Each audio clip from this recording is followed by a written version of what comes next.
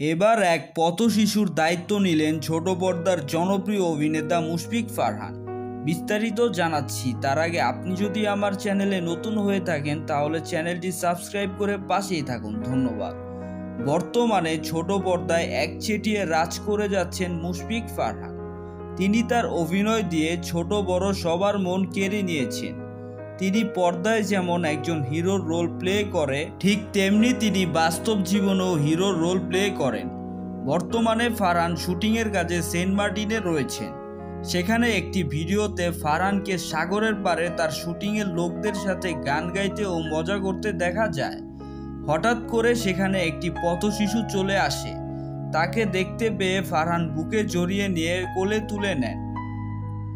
এ ব্যাপারটি বিস্তারিত জানতে গিয়ে জানা যায় যে ওই শিশুটিকে এখন থেকে ফারহানের কাছেই রাখবেন এবং তার সারা জীবনের দায়িত্ব নেবেন ফারহান। এর আগেও ফারহানকে অনেক মানবিক কাজ করতে দেখা যায়, কিন্তু তিনি এসব ব্যাপারগুলি প্রকাশ করতে চান না। সো ভিউয়ার্স, এই বিষয়টি নিয়ে আপনাদের কি মতামত কমেন্ট করে জানাতে ভুলবেন না। ধন্যবাদ।